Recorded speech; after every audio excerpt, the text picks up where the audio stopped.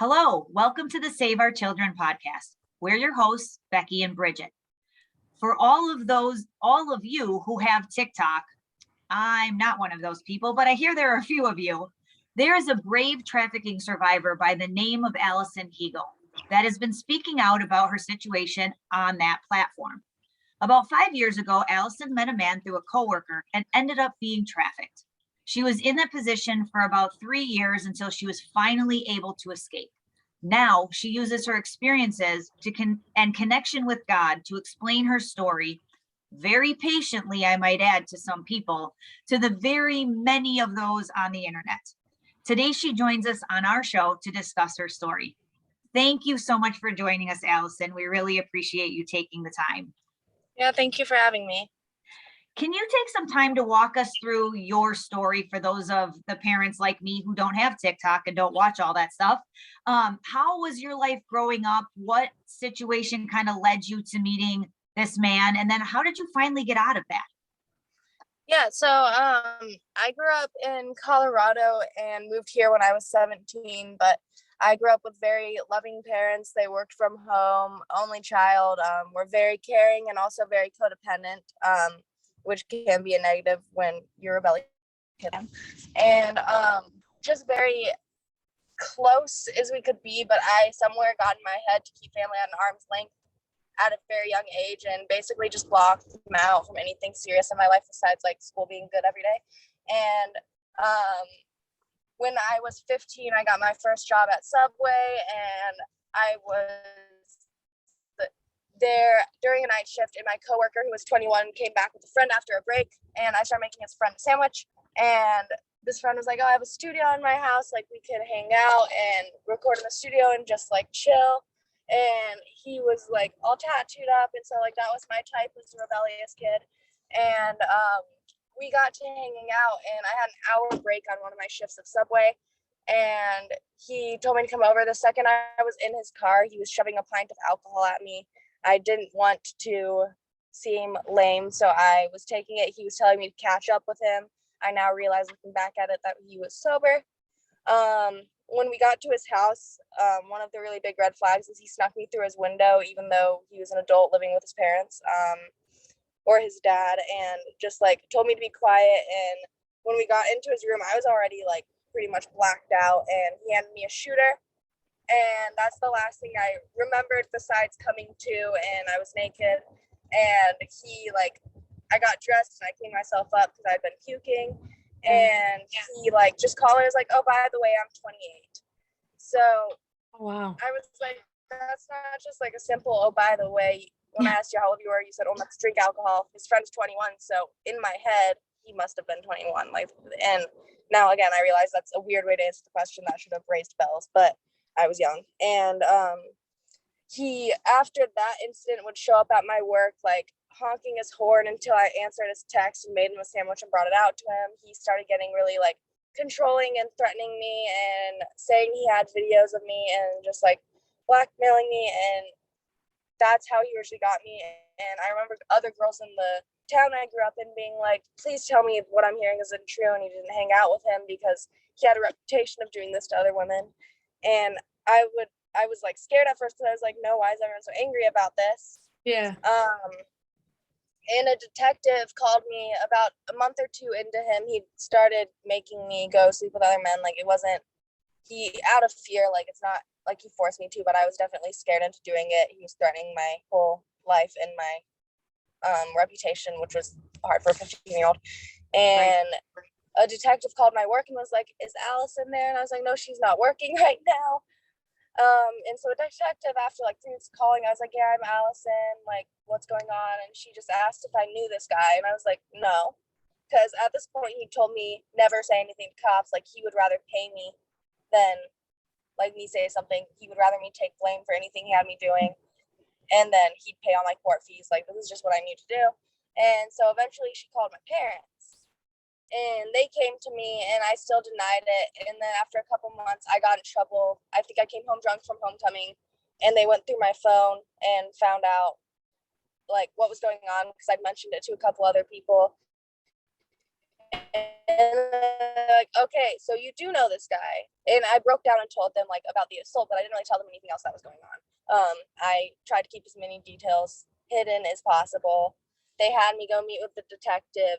I told the detective as little as possible.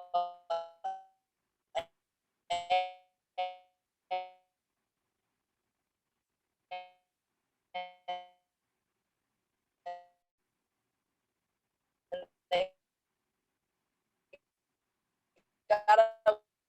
I told them that he was threatening me. My Snapchat, like through the database, they didn't have to leave nothing, no correspondence between us. Like we never spoken. He said he's stupid, but just not quite stupid enough to get caught. Can you hear me again? Yeah, we can hear you. It cut you out and then Okay. it sped you up. There we go. Yep, that caught you back up. We're good. We're back. What did you hear last? The last That you told the detective the least amount, that you knew each other, but not really anything. Oh yeah. And then she told my family and me that he's not stupid enough to get caught, but eventually he will. Like he's not smart by any means, but they tried getting him, like they were gonna try if anything. I didn't remember saying no, that they couldn't really get him for rape, and that in my head I was like, it's 15, and they just couldn't do anything about that for whatever reason. So I got to a point where like I told my parents I wanted God to handle it, but that was just my way of getting it gone. At that point I didn't have him, so I went back to my life. He was still continuing to do these things to the best of his ability without people knowing, because I still was a minor with my parents, involved in my life very heavily, and they cared. Right. And I met a guy who I severely felt like I fell in love with him, and he was very protective, and he found out what was going on. He was like, what? No. Right. He made it very clear to this guy that I would not be doing what he wanted me to anymore. And I remember one time we were sitting in his car and he got a call from him, and I picked it up because I recognized the number, and I was like, what? And he's like, give the phone to your boyfriend.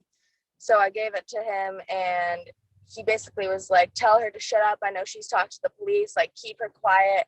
And if you don't, it's just going to be me, you, and my brass knuckles, like just being really rude and stupid. And he hung up, and my ex, I remember he looked at me and he was like, well, if you knocked my teeth out, we have to get married. And like, just made it very clear to me that he wouldn't let me go through that anymore. And unfortunately he passed away in January of 2019, and that really hit me hard. I was really struggling with my addiction at that point, like for the first time, really bad. And so my parents were having me sent to rehab. I ran away because I was like, no way am I going to rehab after this. And they thought I'd run away with the guy that originally had groomed me, but that wasn't. I don't know where that lie came from. Somebody. And so they moved me to Arizona like a day. I graduated a year early, and they moved me here. Like I'd still been away from this guy. And right after moving here, he had messaged me once, and I'm like, oh, I heard you moved to Arizona. I live here again, because he's from here. And so I was like, have people follow you and found out that you came to Arizona? Well, he didn't find out from that. So like he moved here and he just saw that I posted on my profile and that I moved here. Oh, wow. I would love to hang out. And I was like, I would not love to hang out. And like, it was dropped at that point in time. I continued working. I was really, really depressed. I was really lonely.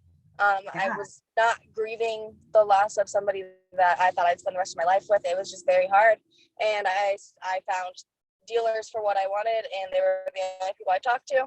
My parents found out about a week and a half before my 18th birthday, and in Arizona, you don't have medical rights as you do in Colorado. When you're 13, you have medical rights in Colorado, and here you don't. So all it took was my parents being like, she's suicidal, and for them to put me in a hospital. Yep. And they put me on the adult unit, and I quote, because they don't want me to traumatize the kids, because I've been through so much. And I understood. I thought that was so cool. And then a guy got in like the day after me, and he like was very like, as a narcissist, would like mocking like basically everything back to me to get me to like him and connect with him.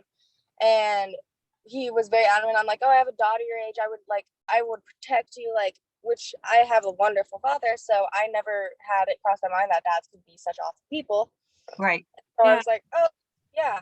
And so I got kicked out because this hospital didn't search me upon coming in. Like, I genuinely believe it was a newer hospital detox center, but I believe if someone wanted to hurt themselves or someone else, they would have been able to easily. They left me alone multiple times. I snuck drugs in, and they found out, so they kicked me out. And then this guy had given me a number to call for someone to come pick me up because I didn't want to go home. Like, I was rebellious. I'm almost 18. Screw you guys. I know everything. And I called this number, and this guy, like, I dipped out my window. He came and picked me up. And the guy that had been grooming me in the hospital got kicked out 2 hours after I got kicked out. And, like, said that they'd only met each other, like, once, but like, it was just weird. And then, like, in order to get me to think that, like, they were cool, this guy had, like, a gallon bag of my drug of choice. And I was like, oh, I'm set. And then, like, about a week later, he was like, oh, I've never done that before. Like, I don't sell. I just, like, wanted to seem cool. And, like, looking back, that's not good. And within 2 days, I realized I had 2 separate bags. And, like, I was very adamant on, like, I wouldn't let people mix my drugs. I wouldn't let people, like, administer them to me, like, just because I'm very tiny and they're men and I don't want to overdose. So I was very careful about that, and they wouldn't let me. So, like, they'd make everything, and, like, I started realizing they had their bag in my bag. And, like, I pointed that out, and they'd be like, you're crazy. And that's when the gaslighting started really bad. And they'd be like, oh, you're crazy. You're imagining that. And then, like, when I started noticing really big bruises, and I don't bruise easy, and, like, my clothing would be torn when I'd come out of, like, days and not remembering anything. And I'd be like, okay, like, tights tear easy, but not the rest of your clothing. And they'd be like, don't you remember tripping on a bush? And I'd be like, no. So it's just constant, like, obvious signs. And, like,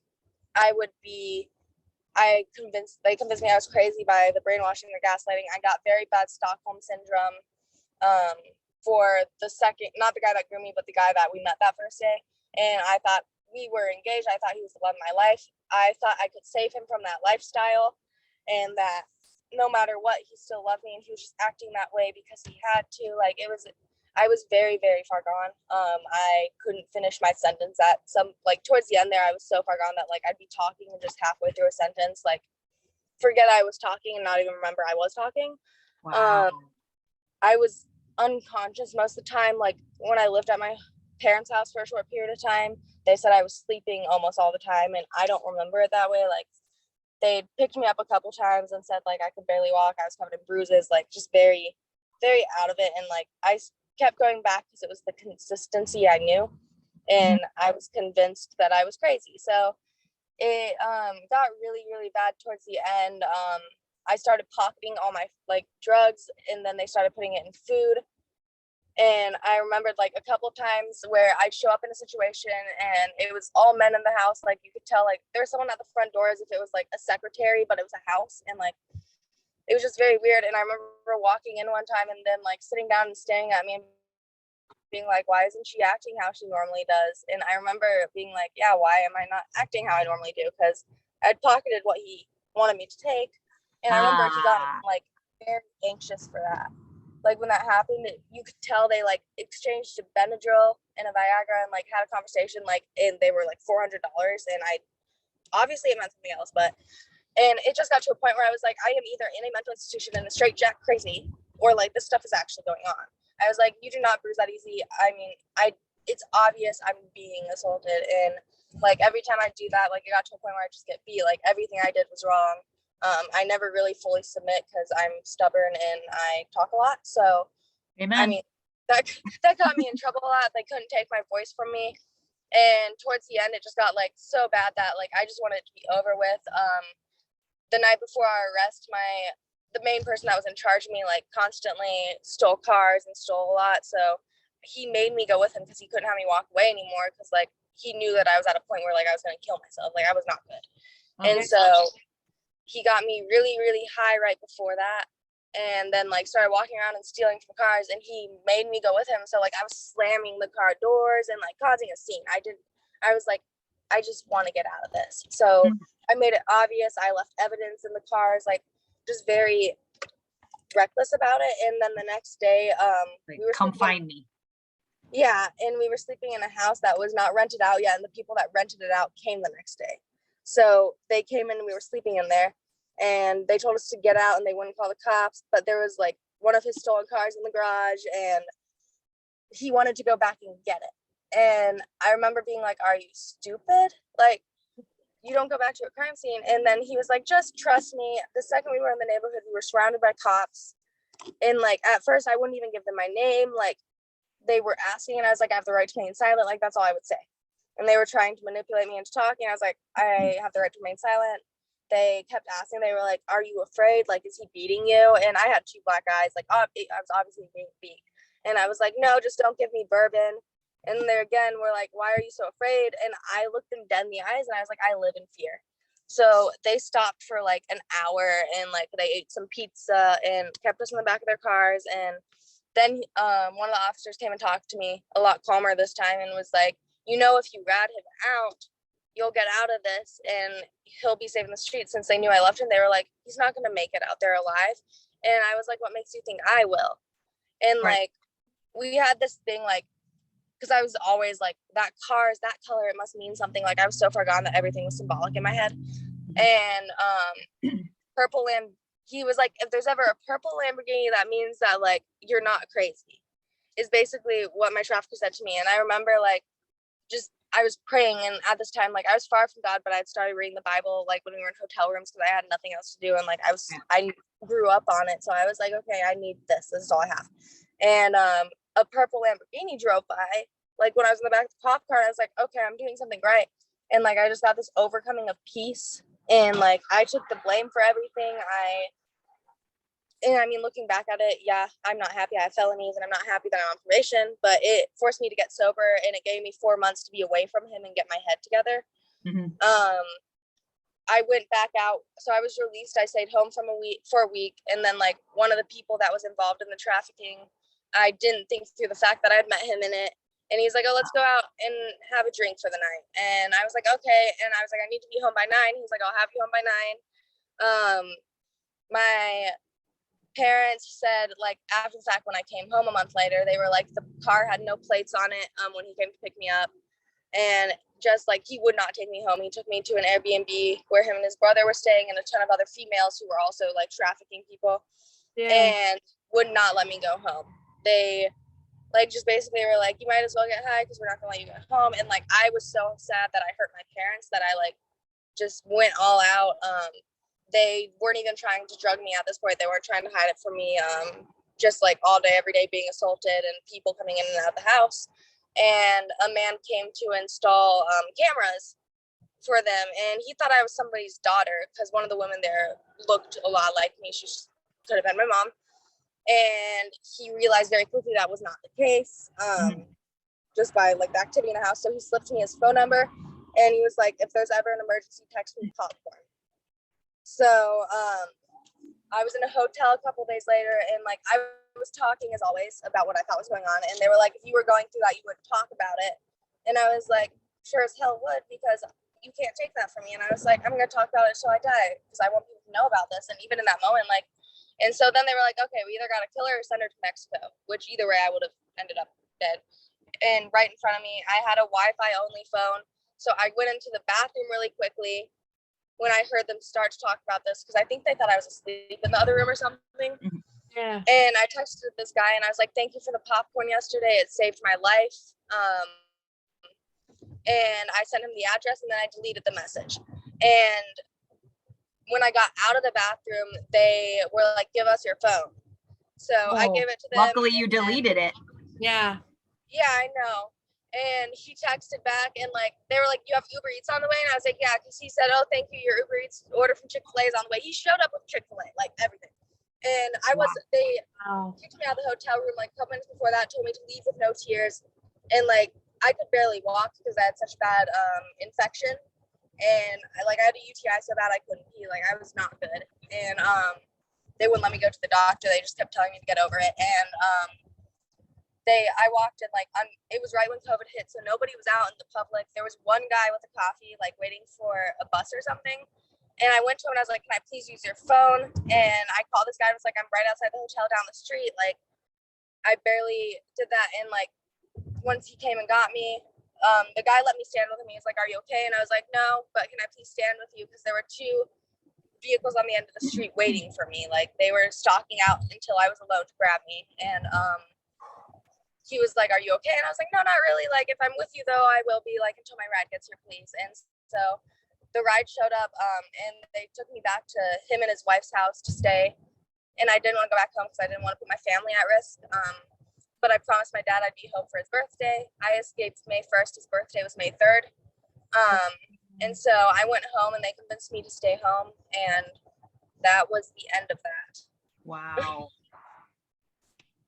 Yeah, I know once I heard your escape story and then hearing even that there was a vehicle at the end of the road waiting for you, all I could think of wasn't this in Scottsdale? Yeah, it was in downtown Scottsdale. Yeah, it was in Old Town. So all I could think of was like, because the whole night scene and then just coming out and just picturing that road and knowing, like, even being a female, well, being out at night and being on that street, I literally pictured you and I just got goosebumps and I was like, but then I just like felt this warmness of thank God, like she got out safely. But yeah, it truly hits home, especially because that's something that occurs often in Arizona, and us being a hub and not too many people want to face it and they turn a blind eye to it. And I think your voice is so powerful, especially your story, because one, you being so young, and two, when it all happened, like your parents thought you were at work, and like it's literally every parent's worst nightmare. And teenagers rebel all the time. So when you hear parents say, "Oh, that can never happen to me," or "That's never my kid," and then it's like, no, it does happen. And everyone does need to get involved and stop turning a blind eye to it, because you break down on TikTok so many different, from the signs to the education piece of everything from grooming. And you have so much patience, because I know some of the questions people throw at you, I'm like, this girl has patience. Do Like some research before you ask a question. Jesus. Yeah, right? Yeah. They definitely, I get some, like, even just like comments where I'm like, even I want to respond, I'll type something out and like I delete it and I say, "I hope God blesses you and your family in this holiday season. Like, I'll be praying for you." Because I say this all the time, people are so lucky I have Jesus. Like, the old me would not have handled it that way. Right. Some questions, like even on lives, I'll be like, "Hey, I've already answered that multiple times. I get asked it 20 times a day. Like, can you please go watch the video?" Yep. Well, and the thing that is, to Bridget's point again, is you didn't grow up in a broken home. You didn't grow up with parents who were ignoring you. You didn't grow up with parents who were out doing drugs or drinking or doing any of that stuff. You literally grew up in the home that everybody thinks is a perfectly fine, safe home, and it still happens. And so again, it's more, and the question I have, I don't know that there would have been anything different that your parents could have done to prevent this. But again, we have to remember that so many times as parents, we forget how it is to be 13, 14, 15, 16. And that it's, I'm on that cusp of, I don't want to be a kid anymore, but I want to be an adult, but I'm not really old enough to be an adult. So I'm going to do whatever I want because I want to be an adult. And as I know for my son, he's 13, and we have the conversation all the time is he's like, "Well, what am I going to do for a living?" What the hell you mean? What are you going to do for a living? You're 13. Like, it doesn't matter. But you can always see that he's like, "But I'm supposed to be starting to be an adult." And you can see how very easily somebody could come in that could make it like, "Hey, you're so special.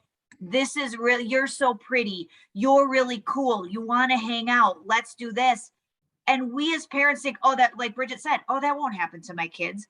It would have happened to you as a kid. I mean, just because there's not technology or there's different things, all kids want to be heard and all kids want to be seen and included. It could happen to any of them. Yeah. And I definitely, oh no, go ahead. Oh yeah, with my parents, And like that's the thing is for a while, and I know sometimes they do struggle with like I told them part of how they raised me because I grew up in a very open family. Like I was not held back from what happens in the world. And that's part of why I'm still alive, I think, because in that situation, I knew what was happening. I knew what was going on. Whereas a lot of people are so naive to it, and it was scary, but like they constantly are like, if we would have done this, if we would have done, and I'm like, nothing you could have done would have changed anything. You did the best you could. You fought longer. Most parents would have given up on me. Like they showed me the love of Christ so perfectly. Like no matter what, they'd always love me. I could always come home to an accepting parent. Like, and I'm so blessed to have that because if it wasn't for that, I probably would have given up.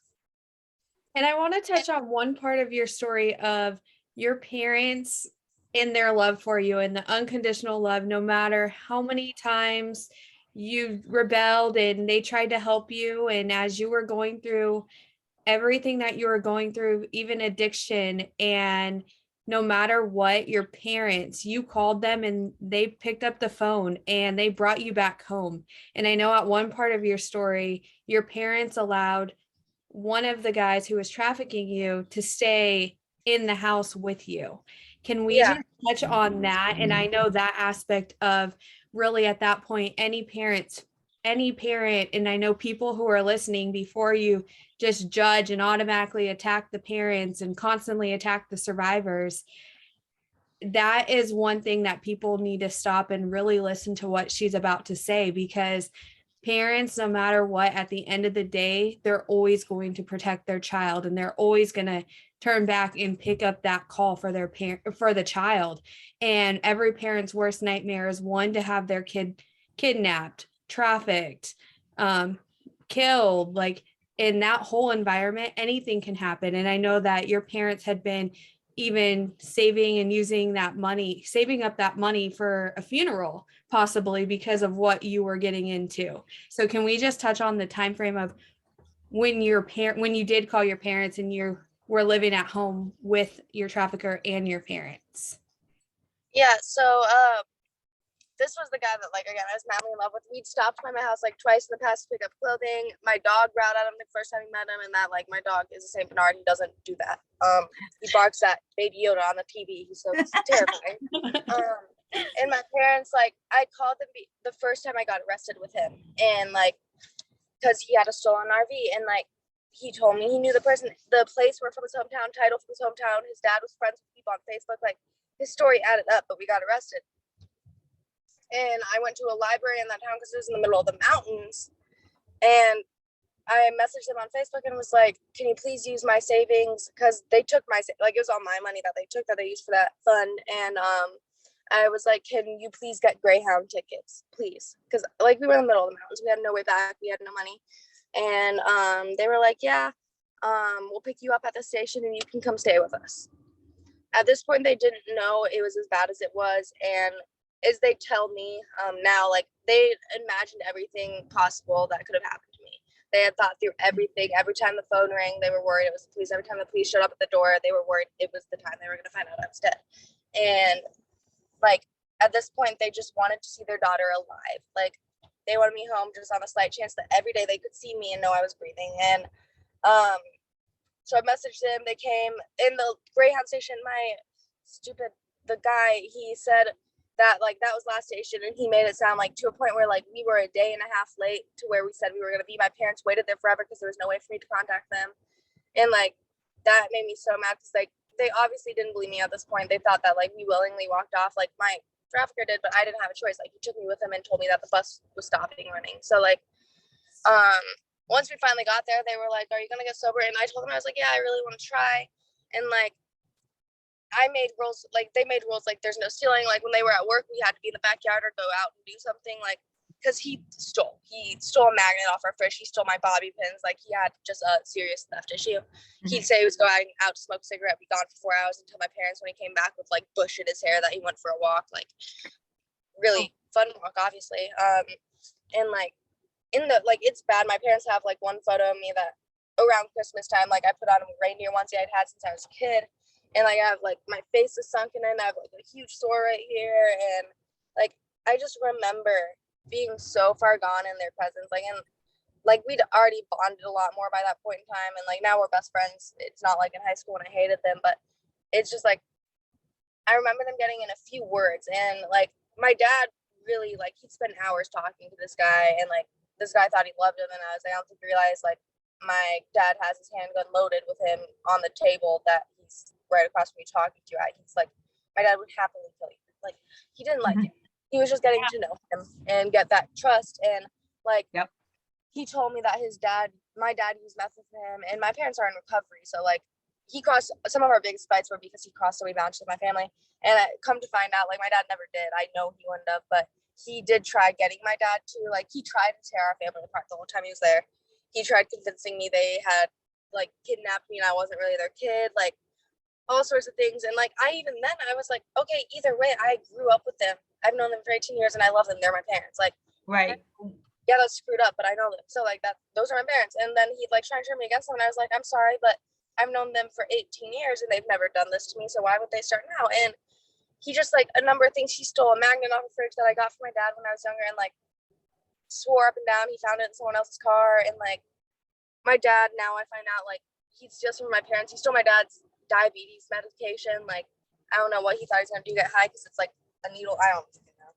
And, like, the stupid stuff. So my dad would go in my room when we were gone and, like, steal whatever he'd stolen. And, like, he would steal and move things around to, like, freak him out. And he just, like, constantly was, like, disrespectful. Like, he trashed my room. He left cigarette butts everywhere. He smoked in our house because we wouldn't let him go out at night because the security system, and he was a rebellious 13-year-old boy at that point in time. He'd go in the bathroom and smoke in the shower thinking no one could figure it out. Like, just very disrespectful. He'd smoke meth in my house, and, like, I told him my parents are in recovery. Do not do that. That is not okay. Like, that's not okay. And he just was very disrespectful, and my parents still, like, they never witnessed the abuse, so, like, they were still letting him stay just because they saw me alive. And I remember one time, like, it was right off camera, he shoved me and beat me really bad, like, right, and he knew the camera couldn't see it. Or, like, one time they left us home after Christmas and said we could stay in the house while they were gone, and my mom texted me and was like, I just heard a lot of yelling, is everything okay? And, like, I remember just being like, yeah, it's fine. He's just angry. And my grandma, the one that's driving me right now, actually, she came to stay for the holidays. And the night she was there, like, I don't remember what had happened, but he got really mad at me and, like, pinned me to the bed and held me by my throat. And I thought he was going to kill me. Like, a narcissist has, like, that look in their eyes they get. And it, like, goes from loving to, like, straight black. Like, I thought he was going to kill me. And so, like, I was clawing at his face and, like, just trying to get him to let go. And I was like, my parents are in the other room and they don't even know this is happening. Like, and the second he released my throat, I started screaming. I was like, get out of my house. Like, get out, leave me. Like, lost it. My parents told him he was no longer allowed to stay there and I had to leave. My dad drove him, like, a couple blocks up to where he needed to be dropped off at. And then, like, automatically I was like, no, wait, what? I want to be with him. And, like, so my parents tried to get me to stay. And I was like, no, I'm going to go stay with someone else. Like, screw you guys. Like, lost it. And, like, I was just really unstable, so I got really aggressive, and even towards my grandma, like, not thinking, I was upset that the love of my life just left, and he had no problem with it. So he came back. I don't remember why. He ended up back at the house, and as I was walking out, and, like, he came and talked me out of it, and, like, tried to talk me out of it, and my parents were like, please stop her, and, like, I still left. It was very, like, and it's just heartbreaking because they tried, like, my mom was standing in front of the door, like, please don't leave. You're wearing barely, like, you're wearing moccasins and pajamas, like, and I was like, I don't care. Like, we need to fix this. I love him. Like, And how old were you then? 18? Yeah, I had just turned 18 a couple months before. And how old was he? 28. Oh, okay. So, okay. Yeah, and that's another, and even my dad said to him, like, at your age, I would never look at a kid my daughter's age, never, and find her attractive. And, like, up until I escaped, I used to, like, be one of those ages, just a number, like, I'm old enough to be mature, like, I'm mature enough, and girls get stuck in that have that mentality. And now I understand, like, he had 2 kids and an ex-wife, and, like, there's a difference between a 40-year-old and a 30-year-old being together. That's a little different, but, like, a barely 18-year-old with a grown adult that's gone through life long, like, I look back at that, I'm like, I wasn't in a, like, that's just not okay. Yeah, it's not like you were 18 and he was 19. Yeah. Mhm. And I look at it all the time, like he talked down on me like I was a kid and like I was stupid and I knew nothing about life, because I mean I pretty much was. Well, too, and like I think with that is to society, sorry, with that society, they often normalize the whole, not only through entertainment and just in general. You see it often on campuses, even like ASU, and the whole sugar daddy and the whole normalizing that and the whole rape culture.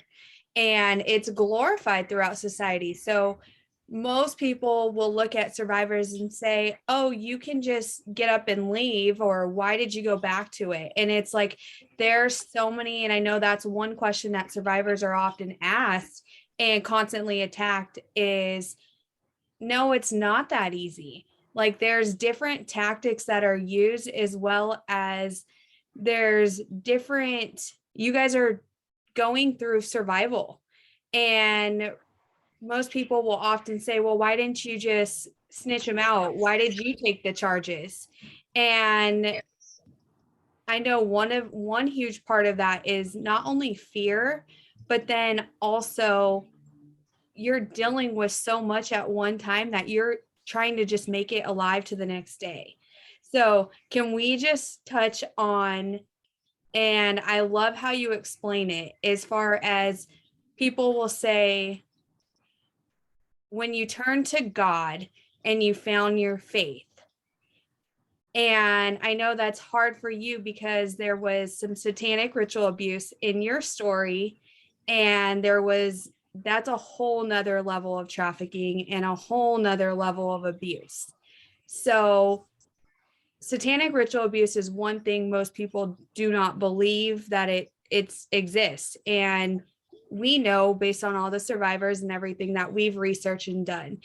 And so you even turning to God and finding light at the end of the tunnel. How do you, or what would you say to those people who say, oh, God knows the plan, and God, this happened to you because of God knows your journey, and if that was his plan for you, how do you still believe in him? I love how you explain that. Can you touch on that? Yeah, so like one thing I point out to people all the time is a lot of people believe, even if like believers, like they believe in God, but they don't realize the devil is just as real. And he's talked about in the Bible, like he's prowling around like a lion to eat, kill, and destroy. Like those aren't nice words, and it's so true. And I hated God for so long, but it definitely got to a point where I had tried every other outlet. I had tried everything. I was living in a constant state of paranoia. I was not okay. I don't think I could make it alive for long in the state of mind I was in. And so, I mean, and that was one of the biggest questions I struggled with, is like, why me? Why did you put me through this? Like anyone through this?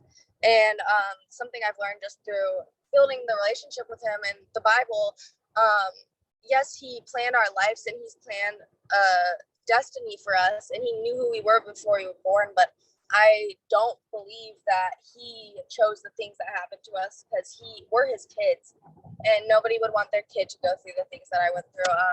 He loves us, and it breaks his heart when he sees things like that. But we also live in a fallen world, and the devil is here, and he gives us free will. So people make decisions that are against God, and that he has to let it happen. And in the Bible, it also says he won't let any temptation be more than you can handle. So he knows, like, and he, so many times in my story, I look back and he stepped in, like so many things that just like supernatural happened, and it was God, because he cares about us and he has a plan for us. So no, like if he's ready for you to die and you've fulfilled your purpose, like he'll let you die. But like for me, I hadn't fulfilled my purpose yet, so like he would not let me die.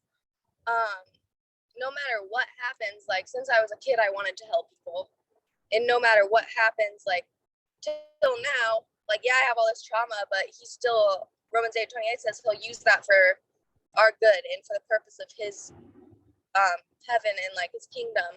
And it's so true, just because he takes I wish all those times, like, I'd wake up after dying and I'd be so mad because I'd be like, one time I was in God's arms crying for him to let me die, and he was like, no, not yet. And I wish then I would have known the amount of good that's come out of it for other people, not just me, and like the healing I would get, because then I just wanted to.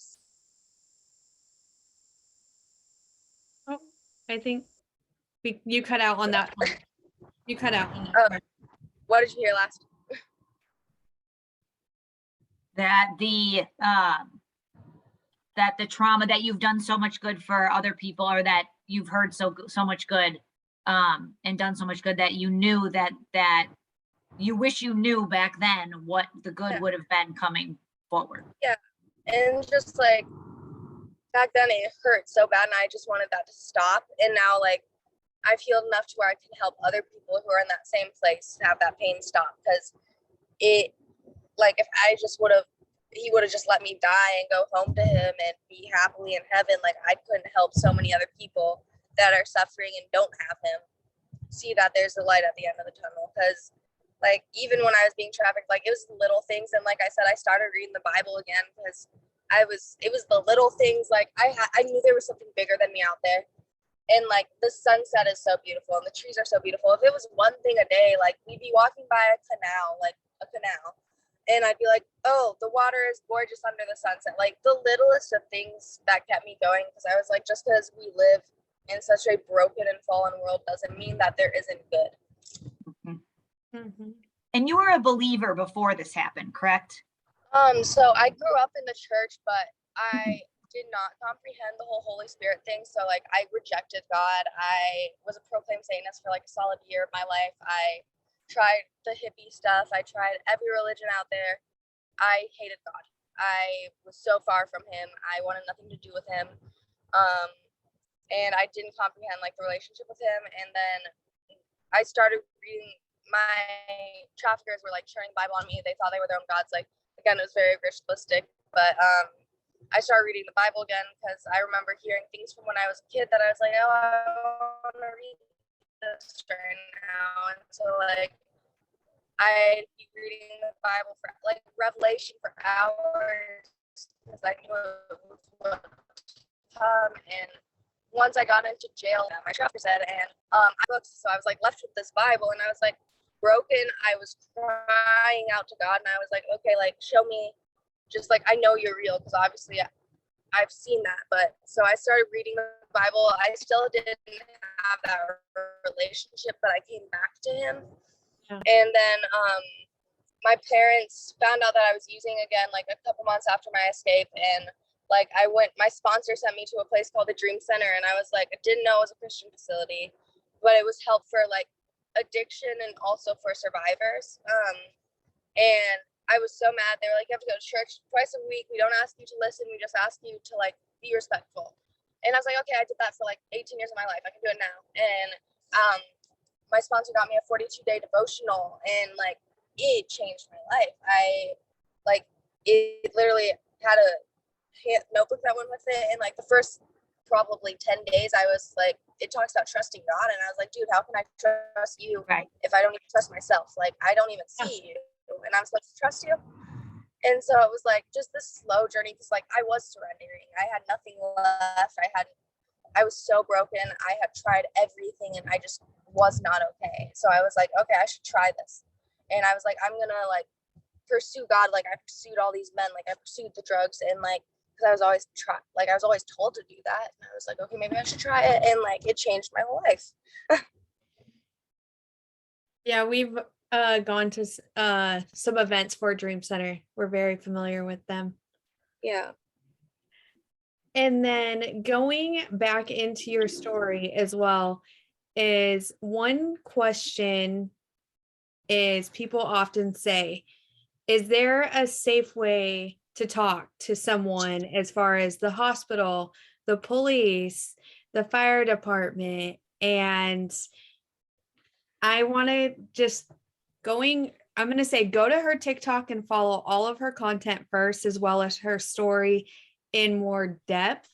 But I know that's one question survivors are often asked. And the reason why I'm going to ask it, even though I know the answer, is because people don't realize that you, as at the age you were in, very naive to the what happened, and you were just being a rebellious teenager. Your parents thought you were at work, and you, being the rebellious teen, just thought you were going to get high and have fun and, be with the cool kid, the older kids, and fit in with the crowd. Next thing you know, full 360, and you're being trafficked from local level.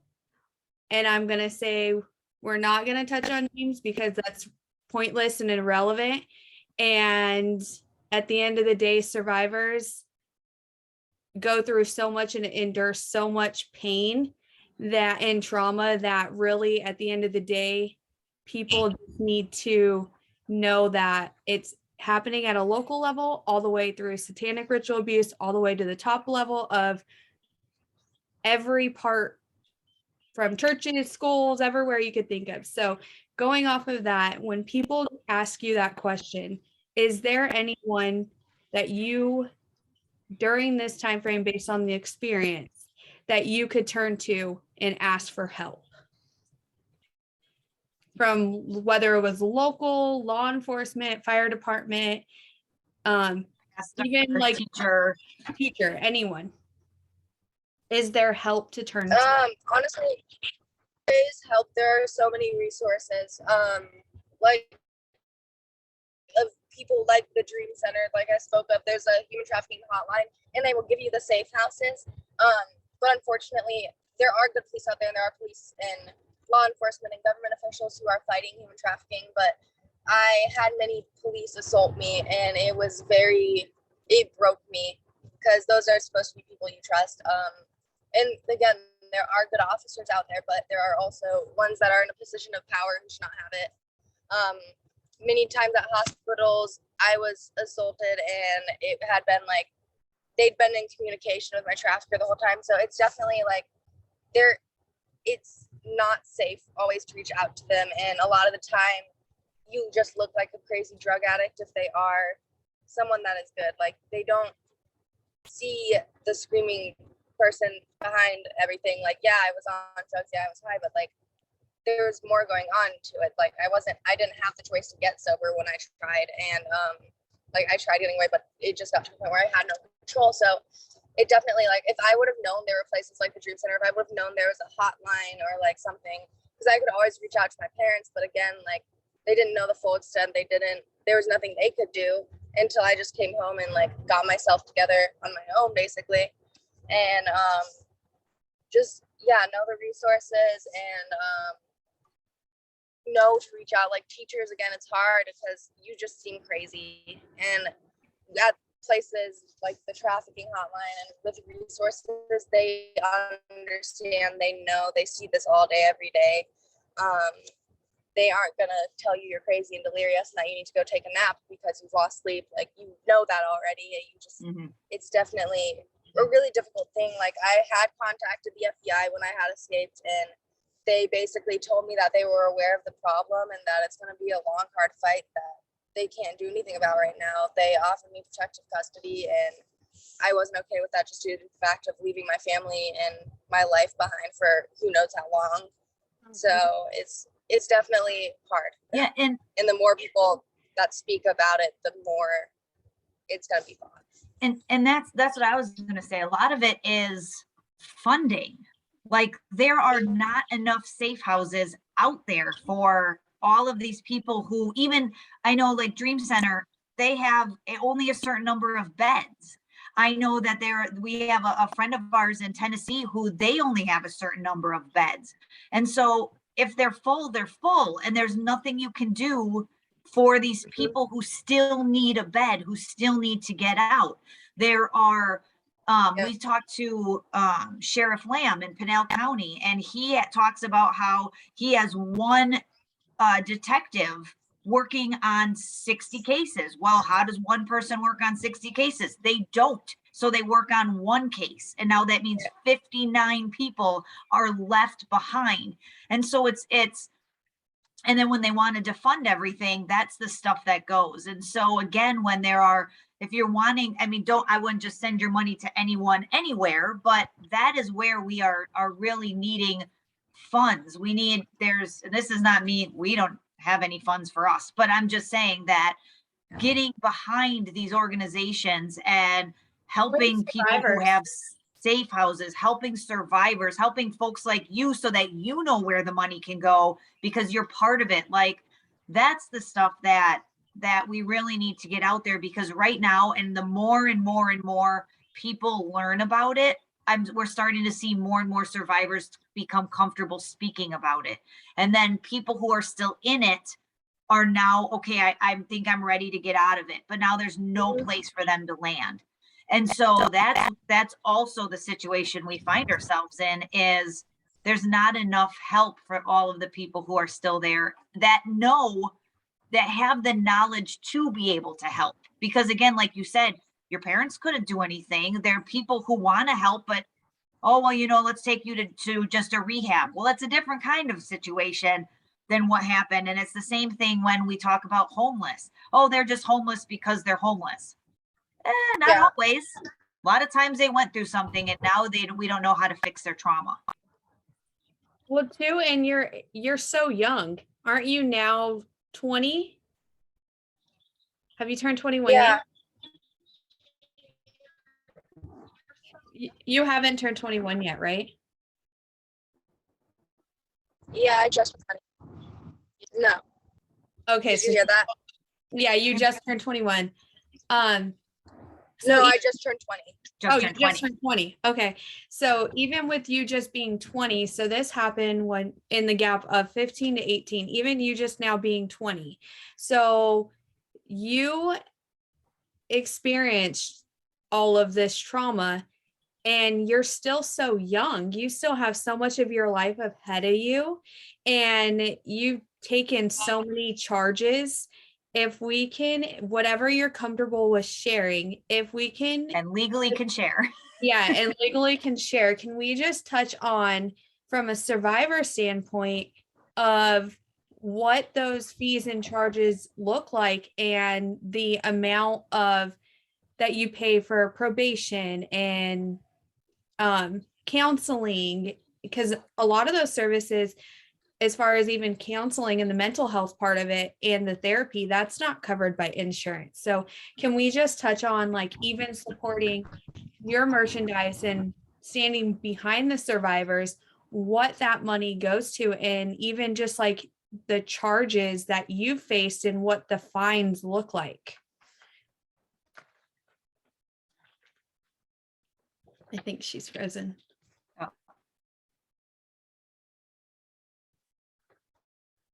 Yeah, she's frozen. Oh. That's because everybody that we have that's in the same state as us, we're like within miles of each other, and we can't have a decent connection. But don't worry, we can talk to the UK just fine. Right? Yeah. Let me. Yeah. That's crazy. All right. So with that, like, thank you very much. They just vacated the case, but like another charge came up from an insurance. Vacated that, but just like there were two cases that I was actually arrested in.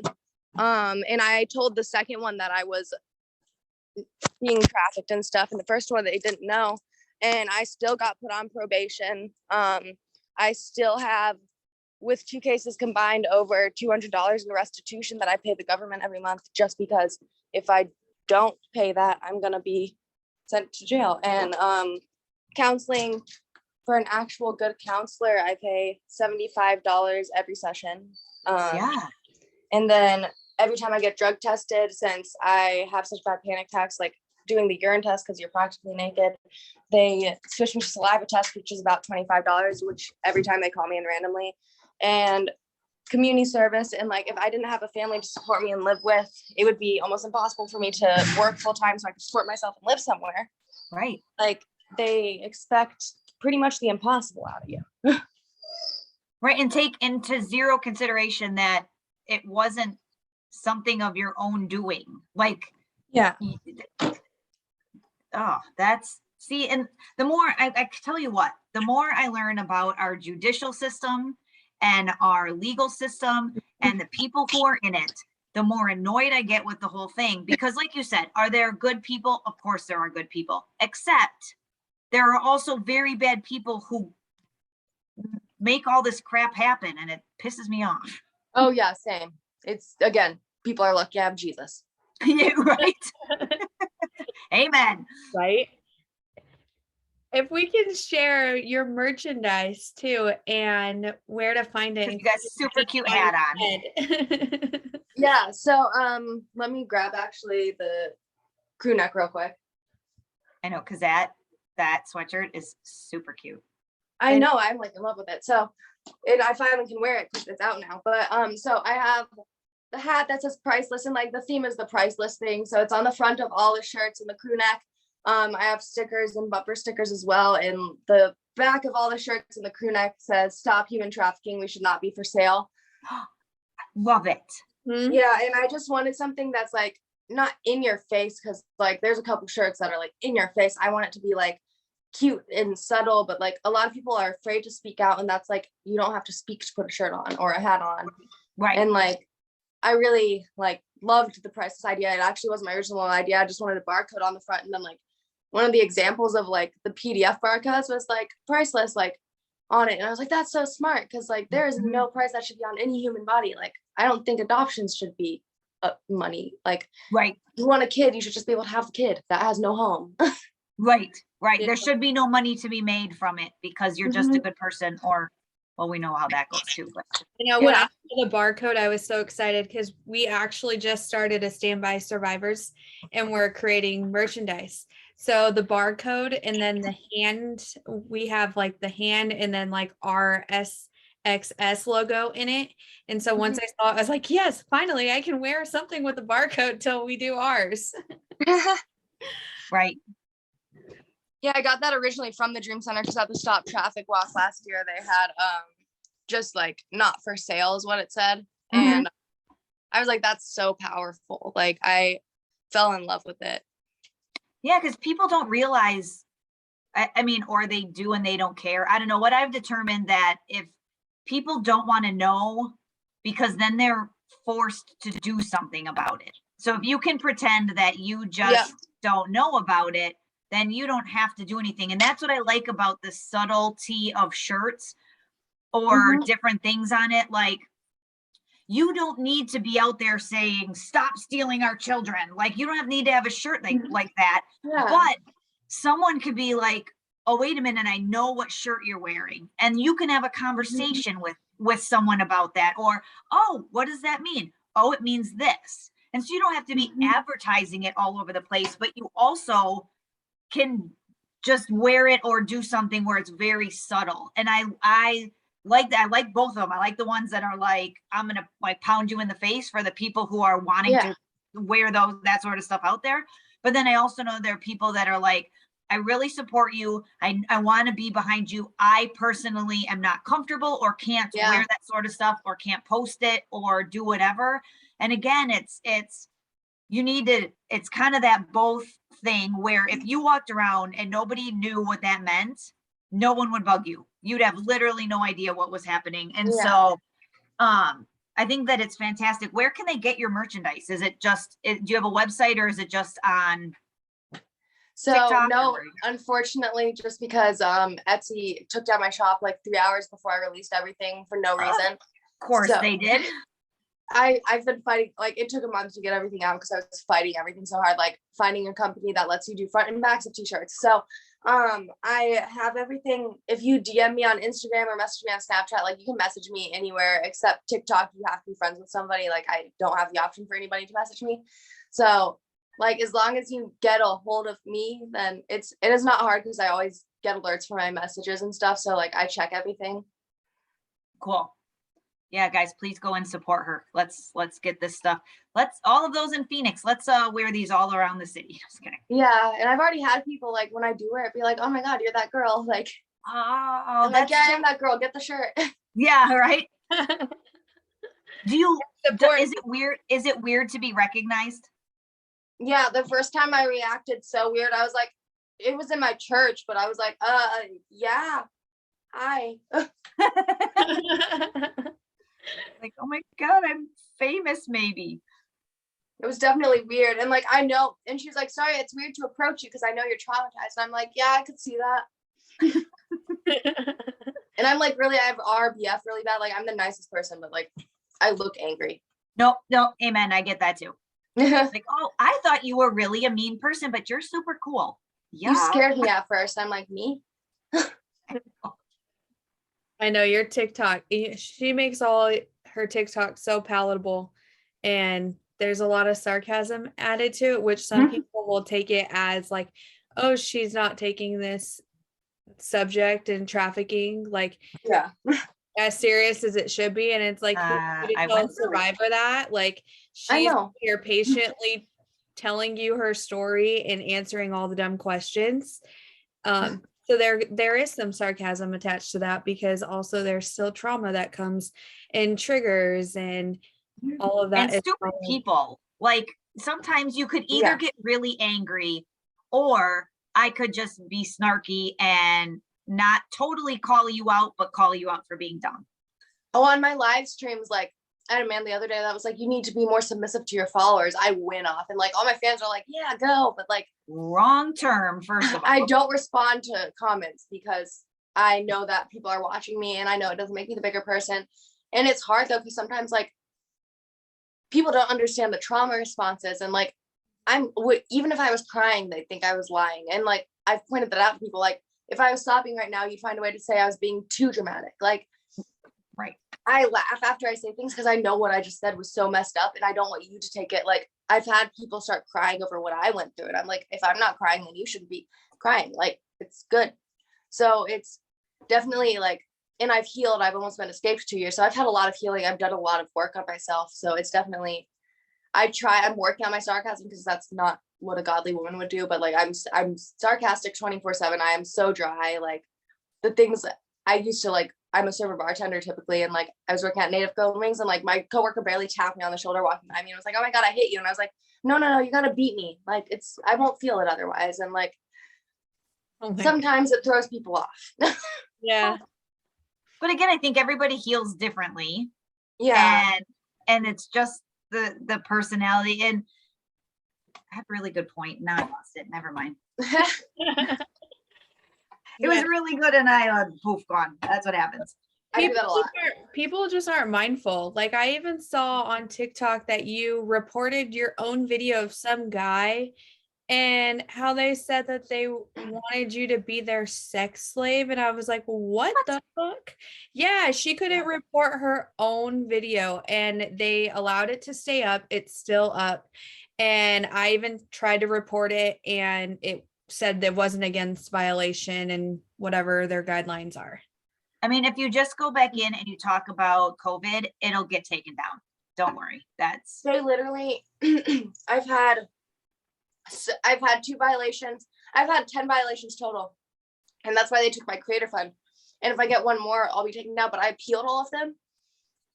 And I've appealed my creator fund, but they won't answer me. And it was just because like of comments, like literally in one of the videos, it's one of my songs. And I was like, have you ever been in a relationship that just makes you not want to deal with men anymore? That's hate speech. They wouldn't give that one back. And then the other one was literally in response to a comment, like she said, where I was like, the guy was, I have it in my phone. Hold on. I think I can get photos from here. And just what he said was like heinous. And I reported the comment and they said nothing was wrong with it.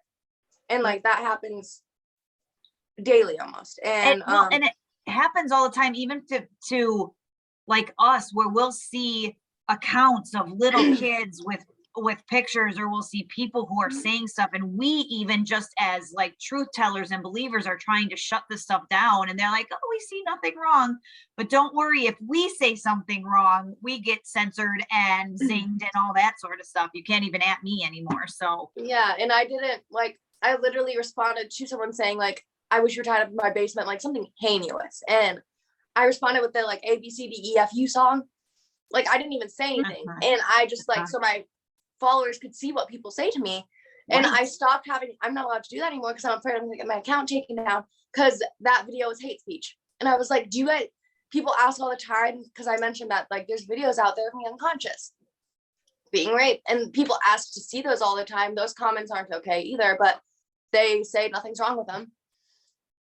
Yeah. I don't understand people's gross need to see shit.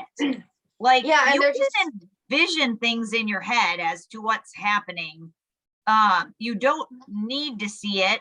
And what is seeing it going to do? Because once again, you're not going to do anything about it. You already know, you're learning about it, and you're still sitting on your thumb doing nothing.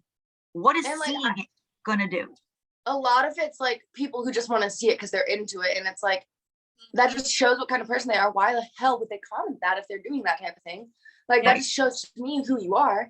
And like that's just, so many things are wrong with it, and just the amount of people that think it's okay and funny and cute. Like it's probably some 13-year-old boy, and I did have one of those accounts like track down and hack their stuff, and they're going to tell all their coworkers and stuff, but it's just like ridiculous, because you shouldn't say that to a survivor, and you shouldn't say that to anybody. It's not okay.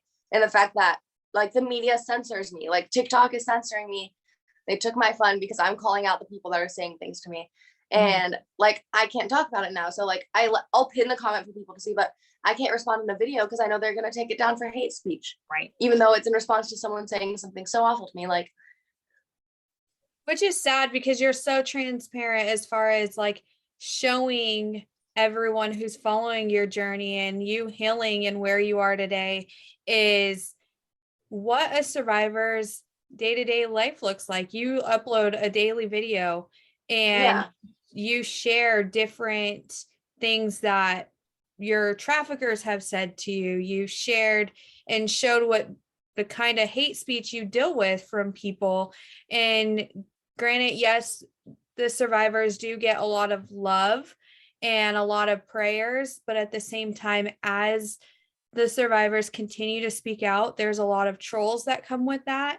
And it can be very triggering, especially I know the number one thing that people often say is, oh, well, do you have video? Do you have proof? Oh, who were you trafficked by? Like they're so focused on, they're so focused on the names. And it's like, at the end of the day, like even when we spoke, we talked about that, and we're like, your guys' life is not a Hollywood movie. Like at the end of the day, your life is at risk, even just talking and surviving it alone.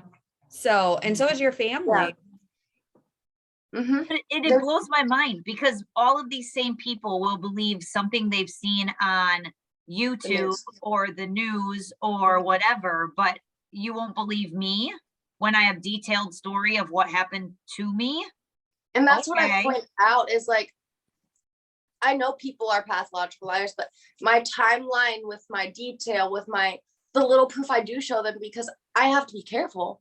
It's definitely like, if I was lying, I would not have 10 million different stories to tell them. I would not have a timeline that adds up. I would not tell the same story to like, again, I've been interviewed multiple times. Like I tell you, like I just told you guys my story. I tell it nonstop. I wouldn't be able to do it how I do have. And I mean, it is different every time, but at the same timeline, it's the same thing. Like this. Right. No, and it would be significantly different if it was, oh, crap, I forgot this or whatever. Yeah. Throwing in random details that like, it's just very, and like, I don't care. At the end of the day, I know what happened. God knows what happened, and they'll either find him or go to hell. And so like, I don't care if other people believe me. I just want people to stop closing their eyes to what's happening around them, because they need to realize that, yeah, it might happen to your kid. You're going to care when your kid disappears, but not when other people's kids are. Yeah. Right. And that's the thing. Imagine if it was your daughter, your neighbor, your friend, your coworker. Like it shouldn't you shouldn't wait until it's someone you know to actually stop and actually give a fuck about a child getting hurt. Because at the end of the day, when this all happened and started, you were being groomed as a child, and it started when you were 15.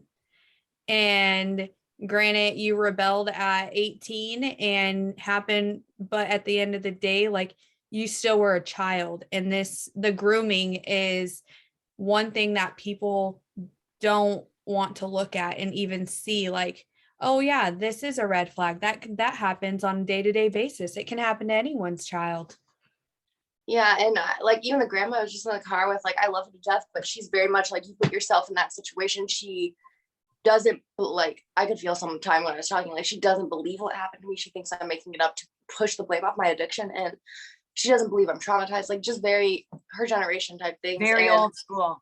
she very much, like, I point out to people all the time, I've been in 100 trap houses and none of that shit ever happened to me. And then the second it happened to me, like, there were 10 million other times it could have happened and it never did.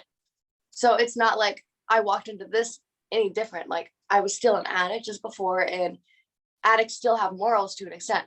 I know plenty of people in my addiction that would have killed someone that did that to somebody. Like, it wasn't that. It's not like and I tell people all the time, like, I could be naked in front of a man passed out and I didn't say yes, therefore it is not okay. Like, right. I hate the asking for an idea. Like, I had a friend randomly just like, and she's been abusing, like, hurt people. What she said to me was very much to hurt me, but she was like, you asked for it. Like, and I hate that concept, because nobody just wakes up one day and goes, I'm asking for this addiction to this needle. I'm asking for men to drug me and sell me. Like,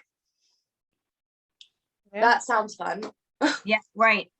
And you had made a comment earlier that I want to bring up, because I think it's really important, and something that we try and talk about a lot on this podcast, was the idea that your parents were very open with you about the world, and very open with the way and the dangers of the world and what could happen.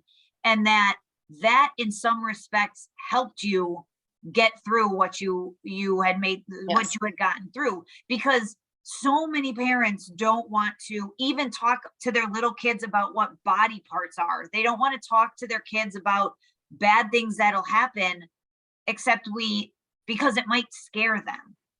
Yeah, that's the point. Don't you think this is scary? Like, let's scare them now. And like, there were things my dad, like a tornado, like my childhood fear to this day, if it's too windy, I'm terrified of it.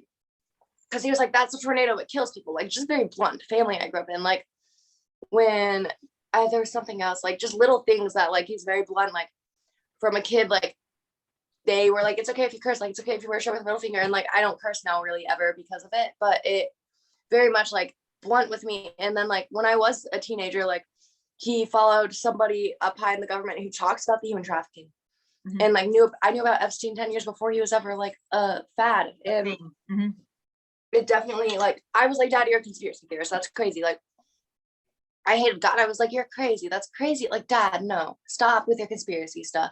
And then when I started going through it, I was like, oh my God, like, it's right in front of us. And my eyes were open to so many things that are all around us. And it just definitely, I was like, okay, like, they were blunt with me. But once I realized it was happening, I was able to be like, okay, don't react. Like, don't cry. Don't, like, be calm and think through this. Like, I was able to be like, okay, my dad mentioned this, so be careful with this. Like, my parents taught me, like, educating me on drugs and stuff, and like, not that they wanted me to do them, but about how their addiction affected them and was awful for them. Yeah, I was stubborn and had to learn myself, but I went into it safely because I knew what it could do.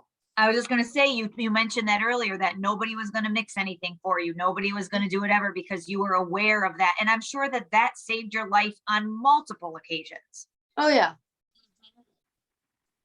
Well, just because like a grown man, like, especially because when I was with the guy that passed away, like, he did heroin, and like, what he did as a 6'2" man versus what I did as a 5'4" woman would kill me.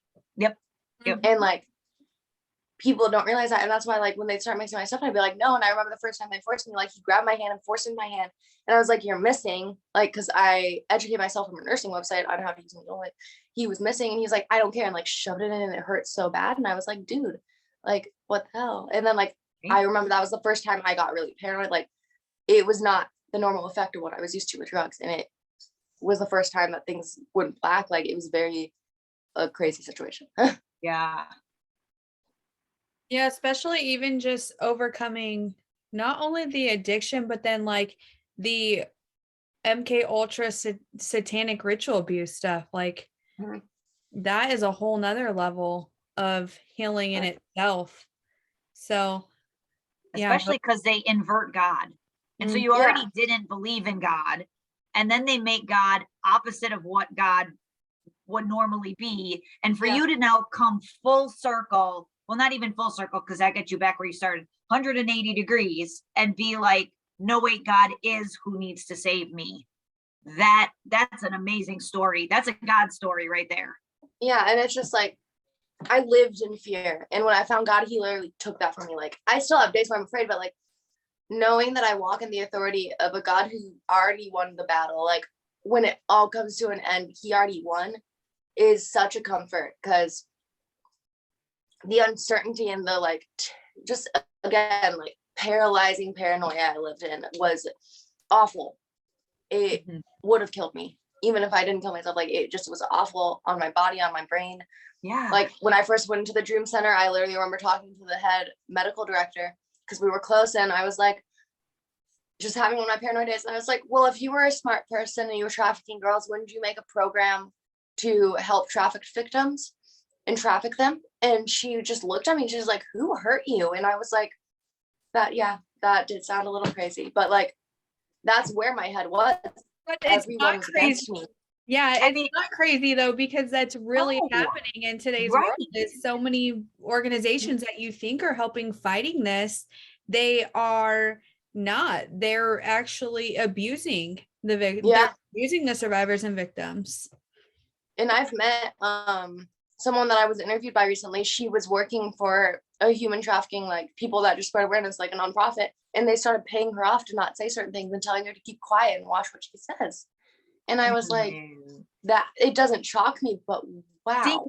Yeah, and that's something that Bridget and I and our friend Emma, that's a big thing for us, because of course we have our podcast, but then we have our Standby Survivor organization, and that's something that we are very cautious of, is who are we going to connect with, because we don't want that sort of stuff being told where it's like, oh, you can't say that. Oh, hell, we can't. Like, this is how we're going to do it. This is what we're going to do. But for us, it's absolutely been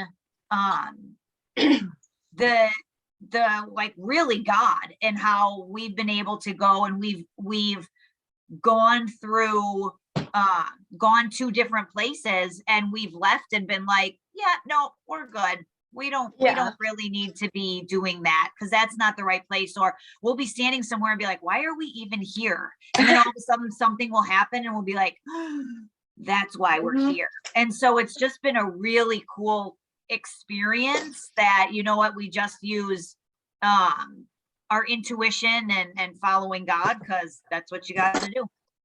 Yeah, and that's all the time. I'm like, God wanted me here for a reason. Like, I hate going places almost, like most of the time. I hate people. I love them because they're God's people, but I hate them. And amen to that. It's definitely, I'm like, why am I here? And then like, I have amazing conversations, and I get to like just speak into people's lives and like touch people. And it's like, okay, that's why I was here. All right.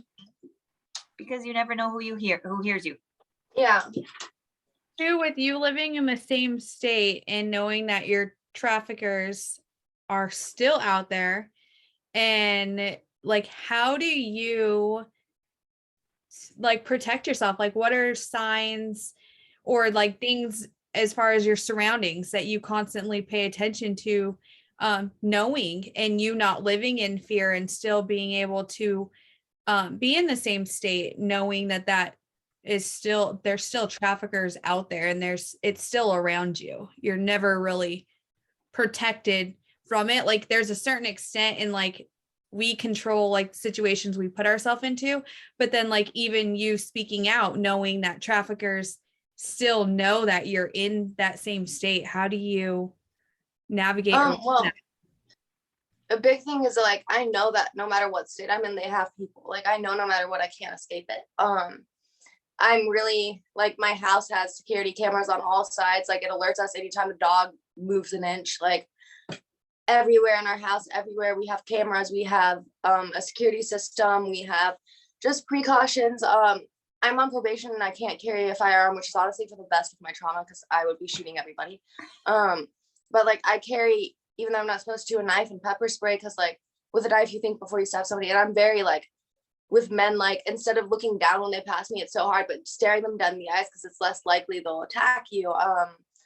I don't go out in public alone during nighttime. I make sure I'm with somebody. I park really close to the building. The other day, even I was at a Walmart and a pimp stopped me in a car, and then automatically there were 3 cars that I could tell were approaching me, just being aware of like weird activity. And I automatically beeline through the parking lot to the front of the parking lot because they're not going to get you in a public area where everyone's watching with cameras. Yeah. So I'm really like cognizant of making sure I'm around people in public. I don't go out late at night, especially in certain areas of town. I had a recent assault, and it was because I convinced myself that I was in the midst of really bad relapse, but I convinced myself that I was crazy and it wasn't as bad as I thought. And they proved a very solid point to me when I was alone at 3 a.m. and not with anybody, that it's not hard for them to grab me again. It's really, I pay attention to who messages me and what they're asking, because every once in a while, someone from that time period in my life messages me and they're just asking weird questions. They're like, let's hang out. And I'm like, no. Like, yeah. Just really careful. Even when I do meet up with new people, that, because a lot of the people I meet are through like online somehow. And when I meet them, it's in public the first few times. When I go back to their house, I'm like cognizant. My parents track me.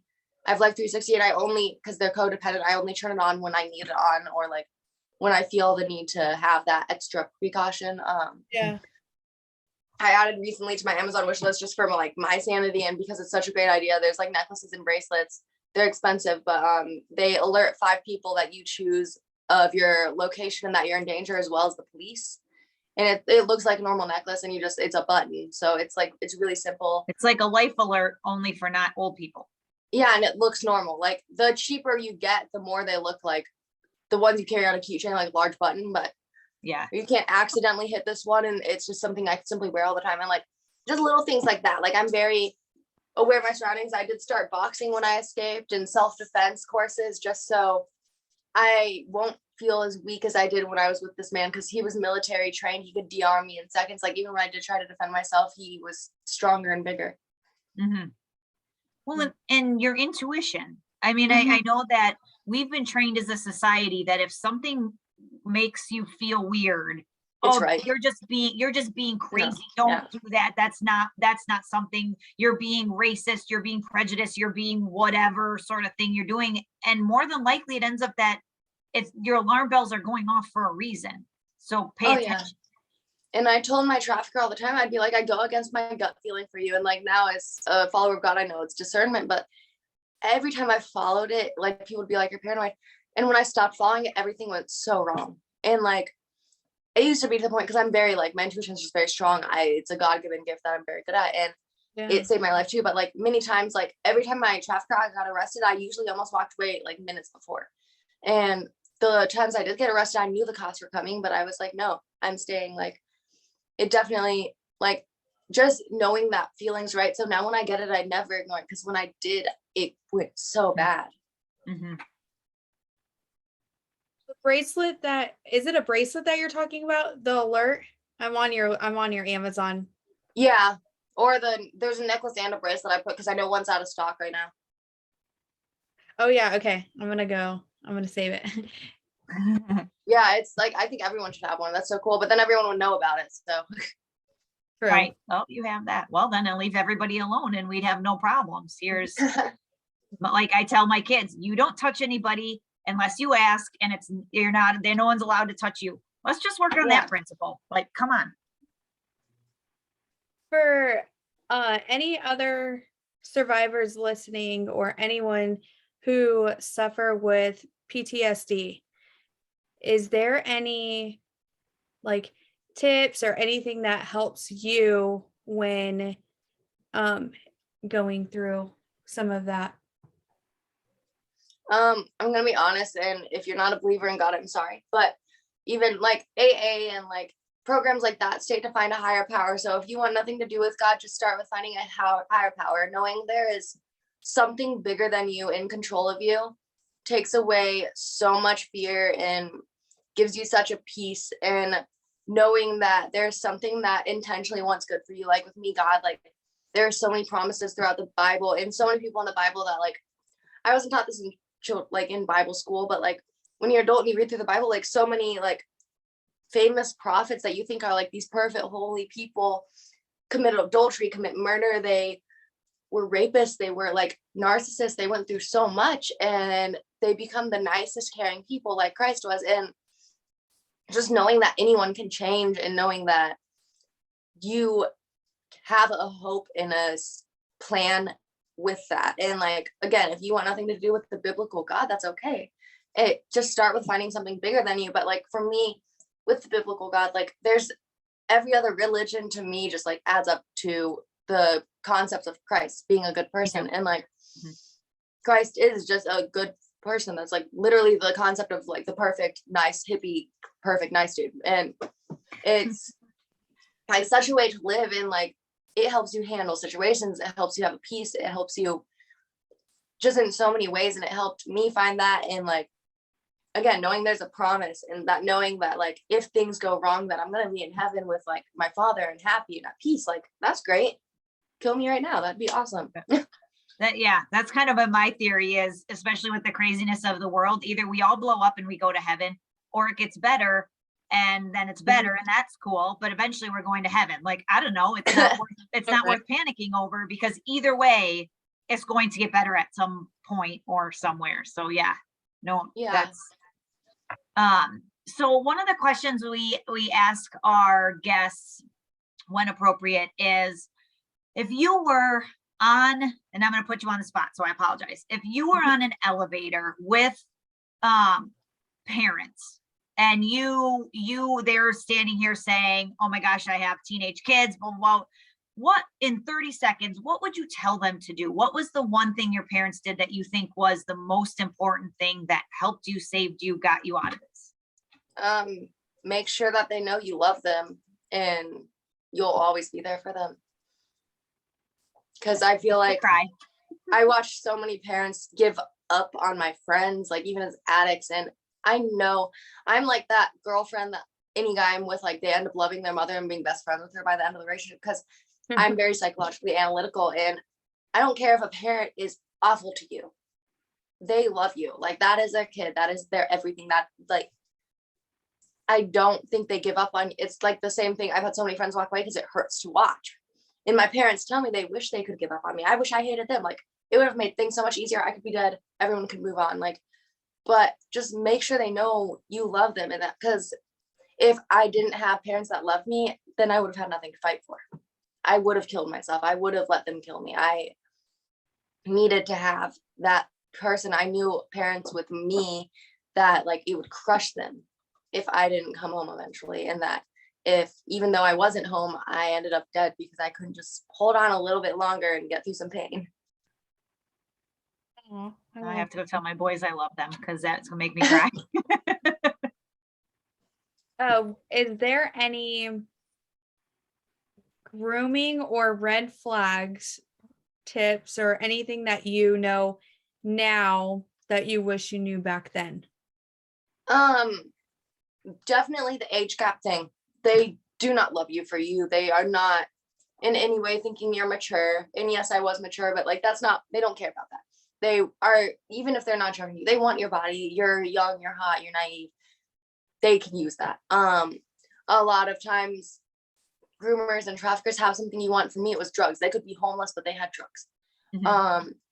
Money. They have a studio for you to record music, and that's how I was originally groomed the first time. Just like they usually have something you want. They usually are rushing into things. Like it's just something you have to be very aware of. Like if you realize they agree with everything you say and they're like pretty much mocking back your personality and things you say to them, like if my traffickers always, like when I'd first meet like the person in charge of me, or like when they were trying to figure out who that was gonna be, they would be like, what's your shoe size, what's this, like they were trying to learn everything about me in like a very direct, like aggressive way. It was like, oh, why won't you tell me, like do you like food? Like, and like, again, my gut feeling at first, I hated these people. And now it's like, it's something I have to train myself to do, but always trust that first gut feeling, because usually you feel that and then you're like, okay, I'll give them a chance. Yep. And you can always give people a chance, but still like keep that in your head. Like, oh, I got a really bad feeling when I met this person. Yep. Just keep that alertness so that you're like, I'm going to hold you at arm's length. Yeah. Did you have any female traffickers? Because most people just often think that it's men. Yes. So a lot of the time, females who were trafficked, once you hit 19, 20, 21, depending on where you're at, they will either kill you or you have the option to become one of the groomers yourself. Personally, I already didn't trust females, but when I started realizing that they could do this to another woman and then stand there and say that they protect and love each other, really hurt me. And it was hard to come into a biblical area and find women that love each other, because it broke me to realize that like they could do this, but you don't really have a choice. I was offered at one point, like, hey, would you be willing to do this? And I was like, no, I'd rather die. But I didn't like think through that when they were trafficking me. Like, they might not have had the choice, and some people aren't ready to die. They're not in that place that they're okay with that. Right. So it's definitely very common, because we were women in so much easier. Definitely. That's scary. And then how do you deal with adversity? Adversity, like people not agreeing, and that's Yeah. what that means. Yep. I pray a lot, and I know everyone's in their own place. Like, I was in a place once, I didn't believe it. Like, someone on my live stream yesterday got like, not like they were trying to be mean towards me, but just really aggressive about their opinion on God. And I was a Satanist. Like, I more than understand that. And I tell people that, like, I've been exactly in your shoes. I have felt that way. And I'm not going to sit there and judge them because they're not at a place I am. I honestly, like, I remember when I was towards the end of me being trafficked, I said ignorance is bliss all the time. Because if I wouldn't have had the knowledge I did, it would have been so much easier. And like, I'm happy people don't understand trauma enough to not believe me. Like, that gives my heart peace, knowing that you're a grown adult with kids and you haven't had trauma to know that, like, what it's like to laugh off over something so serious. Like, so it's really just giving grace, and like finding, in school we were taught that like if someone even cuts us off on the road, like automatically instead of hating them, be like, God, what do you love about them? Like, people annoy me a lot, and I'll be like, God, what do you love about them? And he'll be like, they're really like exuberant, like they're really persuasive, like everyone has something special about them. And like in a moment it might be annoying to me, but God's like, oh, I can use that though. So if you don't like it, that sucks. Like, that's my kid. What a fantastic thing to teach your kids. Yeah. Like the idea, like my boys are 13 and 11. And the idea of, even between the two of them, yes, that annoyed you. What does God love about them? Or even what do you love about them? Because yeah, they're annoying you, but there are things we don't have to say love, we can say like, but the idea of, okay, what does God love about this person? Well, maybe they're this, and this, and at this particular day, they annoy you. Great. Yeah. Because how much happier would society be if it's not constant annoyance? Yeah. And it definitely, like, in school, there was this woman that drove me crazy. Like, she just was very outgoing. And every night I'd be like, God, give me the grace, give me the grace, give me the grace. Cause like she'd hug me and I would be like, don't touch me.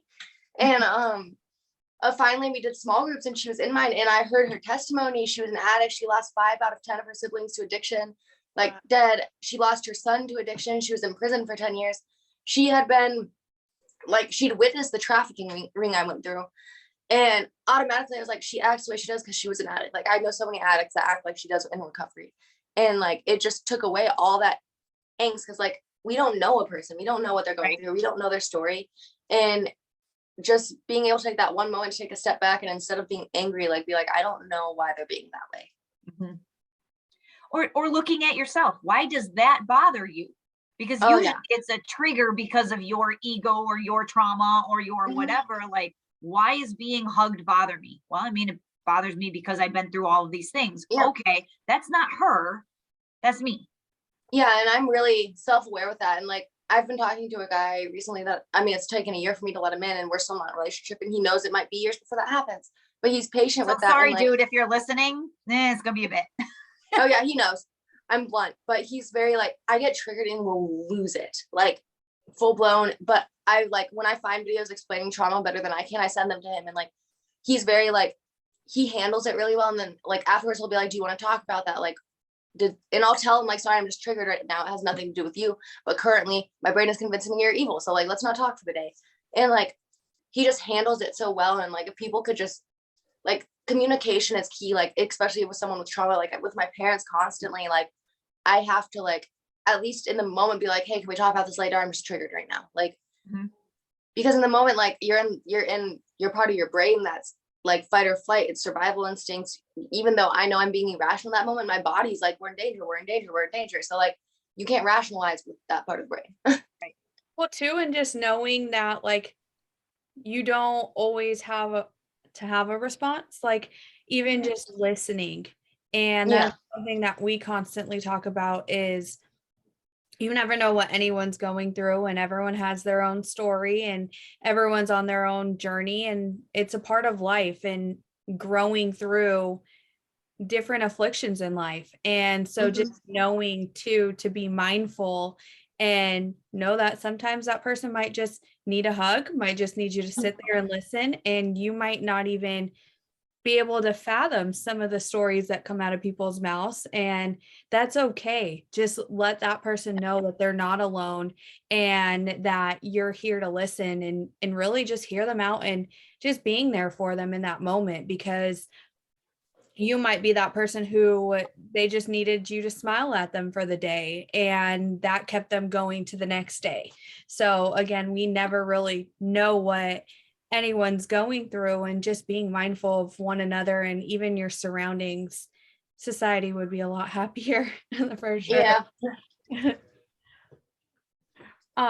As far as, is there anything else for that you want to share as far as like merchandise or like your music? Are you taking that music journey still? Because I know that you are doing music. Well, I know that I see some of your music.